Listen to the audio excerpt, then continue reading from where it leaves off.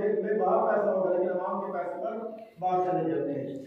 تو اکٹھے کرتے ہیں، سال اکٹھا کرتا ہے، وہ حج کے لیے پیسے اکٹھے کرتے ہیں. جو کہ پیدل کے سفر ہوتے تھے 2 مہینے پہلے حج کے لیے روانہ ہو جاتے تھے.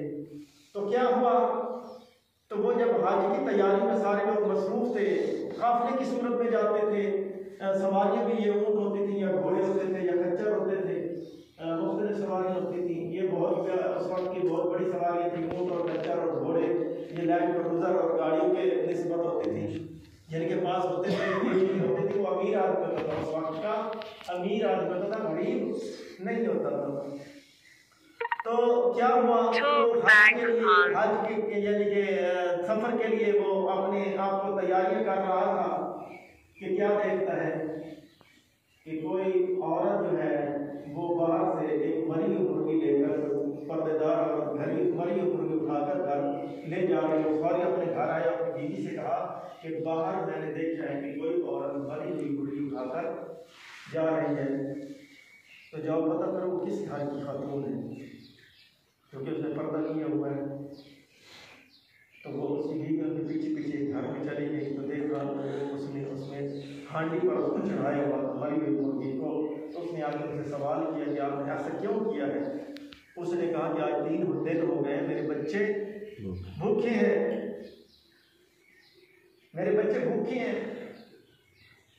تو جب کوئی بندہ مار رہا ہو تو قرآن کا بھی فیصلہ ہے کہ وہ حرام کھا سکتے اتنا کہ وہ بچ جائے، یعنی اس پر حرام پھر کھانا حرام نہیں رہتا. اگر وہ بچنے کی صورت میں کہ اس کے پاس کچھ نہیں تو مرنے کی قریب وہ حرام کچھ نہ کچھ کھا سکا کر اپنے آپ کو زندہ رکھ سکتا ہے. یہ نہ کہیں کہ میں حرام نہیں کھاتا، اگر وہ مرے گا تو خودکشی کے ذکر میں آتے. اس لیے اسلام نے دیکھو کتنی انسان کو ریلیف دیا ہے، کتنا ریلیف دیا ہے کہ ثواب کی ضرورت ہے نا. اب ثواب کی میں ایک یہاں پیغام دینا چاہتا ہوں کہ جس کو ثواب کی ضرورت ہے، جس کو خدا کی خوشنودی کی ضرورت ہے، جس کو پیغمبر اسلام کی خوشنودی کی ضرورت ہے، تو وہ کیسے کام کرے.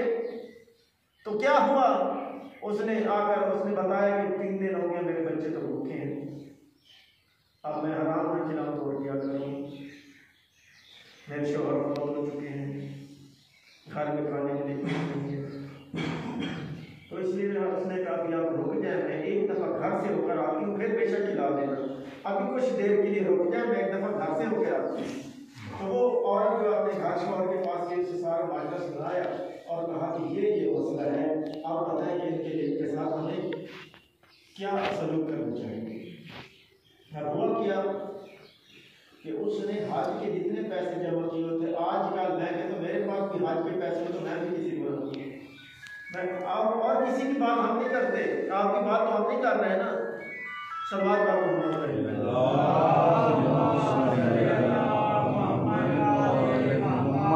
تو اس نے کہا کہ جو میرے حج کے پیسے پڑے ہوئے ہیں اس سال میں حج پر نہیں جاتا، یہ سارے حج کے پیسے اٹھا کر جو ہے ان کو دے دو جاتا. یہ بہت بڑا جہاد ہے، جہاد میں نفس ہے، کہ اپنے نفس کو مارنا یہ جہاد اکبر ہے جو آج نہیں ہو رہا. یعنی اپنے نفس کو کون مارتا ہے؟ یہ ایک واضح پیغام ہے جو تمام شیعہ سنی وہابی جو کلمہ دو انسان جو کلمہ پڑھنے والے ہیں سب کے لیے پیغام ہے. یہ کسی واحد فرقہ کی بات نہیں ہے، کہ کسی واحد قبیلہ کی بات نہیں ہے، یا کسی ایک واحد راستے کی بات نہیں ہے، بلکہ جنگی بات ہے. کہ نفس کو کون مارتا ہے اس دور میں؟ نفس کو مارنے کے لیے تیار نہیں ہے.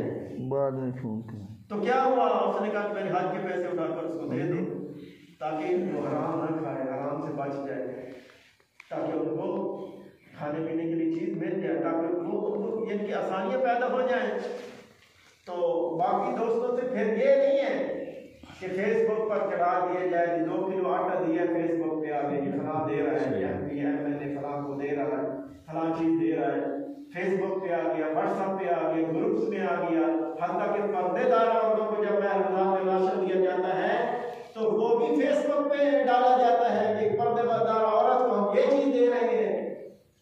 یعنی اگلے کی عزت نفس کو بار بار مار رہا ہوتا ہے، وہ سمجھتا ہے کہ مجھے ثواب مل رہا ہے، بلکہ گناہ مل رہا ہے، ثواب نہیں مل رہا. جس طرح خدا اور اس کے رسول کا حکم ہے ہم اس حکم کی پابندی کر رہے ہیں کہ نہیں کر رہے ہیں؟ کیا ہم اسی طرح کر رہے ہیں کہ اپنی مرضی کر رہے ہیں؟ تو کیا وہ اس نے سارا کچھ ہم کو دے دیا؟ یہ بہت بڑی بات ہے، یہ چھوٹی سی بات نہیں ہے کہ کوئی بندہ حج زیارتوں پہ جا رہا اگر اس کو یہ عمل کرنا پڑے تو کبھی بھی نہیں کرے گا۔ وہ لوگ کیا کہیں گے، بھائی میں حج پہ جا رہا تھا، لوگ باتیں کریں گے، وہ کہیں گے حج پر کیوں نہیں گیا جی، یہ زواری پر جا رہا تھا کیوں زواری پر نہیں گیا، یہ کربلا جا رہا تھا تو اس نے کیوں نہیں کربلا جا رہا کیا؟ لوگ تو بات میں تو کسی کی بات سن نہیں سکتا، کیونکہ ہمارے اندر میں پیدا ہو گئی ہے، اس لیے ہم کسی کی بات نہیں سن سکتے۔ ہم واجبات چھوڑ سکتے ہیں، نماز چھوڑ سکتے ہیں، حج یعنی ہر چیز کو چھوڑ سکتے ہیں، لیکن کسی کی بات نہیں سن سکتے، کیونکہ ہمارے اندر ایک میں پیدا ہوئی ہے۔ وہ میں جو ہے وہ ہمیں نیچا دکھانے کے لیے تیار نہیں ہے کسی صورت میں بھی، چاہے کوئی مولوی ہے، غیر مولوی ہے، یہ کسی ایک فرقے کی بھی بات نہیں ہے، کسی ایک قبیلے کی بھی بات نہیں ہے، کسی ایک منصب والے کی بھی بات نہیں ہے، چاہے وہ مولوی ہے، چاہے وہ غیر مولوی ہے، چاہے کوئی بھی ہے، جس منصب پر بھی کوئی ہے وہ اس سے پاک ہرگز نہیں ہے۔ وہ کہتا ہے اپنے آپ کو اونچا دکھانے کے لیے جہاں بھی جائے گا، تو اس نے دے دیا، تو جو باقی ان کے ساتھی تھے وہ ان کے دروازے پر آئے کہ آپ تیاری کریں، صبح روانگی ہے۔ تو اس نے کہا بھائی میں اس دفعہ حج پر نہیں جا سکتا۔ تو انہوں نے کہا آپ نے خود ہم سے کہا تھا کہ ہم نے حج پر جانا ہے، تو کیوں نہیں جا سکتے حج پر؟ اس نے کہا بس میری مجبوری بن گئی۔ اس نے یہ نہیں بتایا کہ میں نے کسی غریب کو پیسے دے دیے ہیں، اگر ہم اور آپ ہوتے تو ہم کیا کرتے؟ ہم تو بہت بڑی تحریر بناتے، بہت بڑی تصاویر بناتے، بندے کو